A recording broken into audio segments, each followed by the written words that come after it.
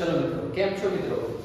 મજામાં ને? તો આજે ધોરણ 10 ની અંદર આપણે ચેપ્ટર છે આપણો બહુપદી, જેને આપણે પોલિનોમિયલ્સ કહીએ છીએ. આપણો ક્વેશ્ચન નંબર બીજો છે, જ્યાં આગળ આપણે શૂન્યનો સરવાળો અને શૂન્યનો ગુણાકાર આપણને આપેલો, તેના પરથી આપણે દ્વિઘાત બહુપદી મેળવવાની થશે. બરોબર છે? તો ઉકેલની અંદર આપણે શૂન્યનો સરવાળો, બરોબર છે, સરવાળાની અંદર જે છે, બરોબર છે, તો આપણે -b ભાગ્યા a બરાબર આપણને શું મળે છે? શૂન્યનો સરવાળો આપણને 1 આપેલ છે. બરોબર છે? હવે 1 આપેલો હોય ત્યારે આપણે છેદમાં કોઈ પ્રકારની સંખ્યા આપણને ના મળે તો આપણે 1 મૂકીએ છીએ. શું મળીએ છે? હવે 1 અને a નું આપણે શું કરીશું? સ્થાનફેર કરીશું. શું કરીશું? તો -b ભાગ્યા 1 બરાબર અહીંયા આગળ આપણે a ભાગ્યા 1, બરોબર છે, આના બરાબર આપણે k મૂકીશું. જો આના બરાબર k હોય તો આપણે આ રીતે પણ આપણે લખી શકીએ કે -b ભાગ્યા 1 બરાબર k અને આપણે a ભાગ્યા 1 બરાબર k આવું લખી શકીએ. બરોબર છે? આવું આપણે કે લખી શકીએ. હવે b ને સૂત્રનો કર્તા બનાવીએ. b ને આપણે સૂત્રનો કર્તા બનાવીએ. b બરાબર આપણને શું મળે છે? k મળે છે. શું મળે છે?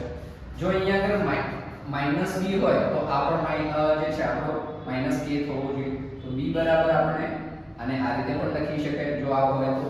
બરોબર છે? હવે a બરાબર જે છે, a બરાબર આપણને શું મળે છે? a બરાબર આપણને k મળે છે. શું મળે છે? k મળે છે. હવે શૂન્યનો સરવાળો આપણે મેળવ્યો. હવે શૂન્યનો આપણે ગુણાકાર મેળવવાનો થાય છે. શું મેળવવાનો થાય છે? શૂન્યનો ગુણાકાર. શું? ગુણાકાર. બરોબર છે? ગુણાકાર. તો c ભાગ્યા a ગુણાકાર આપણને કેટલો આપેલો છે? 1 આપેલો છે. શું આપેલો છે? 1 આપેલો છે. છેદમાં આપણી જોડે કોઈ પણ પ્રકારની સંખ્યા અહીં આગળ છે નહીં, તો આપણે શું કરીશું? 1 નોર્મલી આપણે મૂકીએ છીએ. શું મૂકીએ છીએ? 1 આપણે મૂકીએ છીએ. બરોબર છે? હવે અહીંયા આગળ આપણે શું કરીશું? અગાઉ આપણે જે પ્રમાણે આ દાખલાની અંદર આપણે કરતા આવ્યા છીએ એ જ પ્રમાણે તો અહીંયા આગળ આપણે શું કરીશું? ક્રોસ ગુણાકાર, ક્રોસ મલ્ટીપ્લિકેશન. બરોબર છે? ચોકડી ગુણાકાર. બરોબર છે? ક્રોસ મલ્ટીપ્લિકેશન કરીશું. બરોબર છે? તો હવે તો c બરાબર a, બરોબર છે.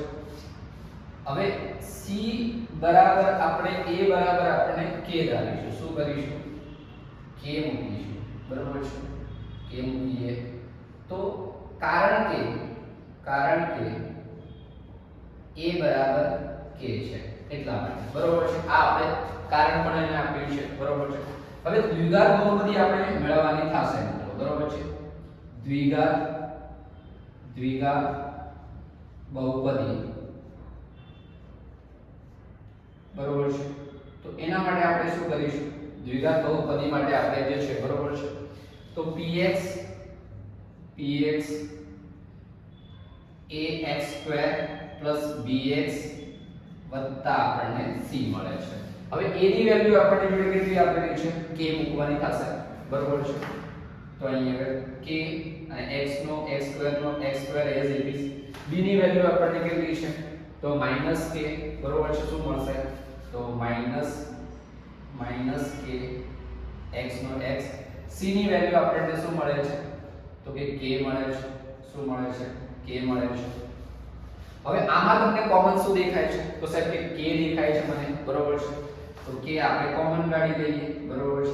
કૌંસની અંદર x² x.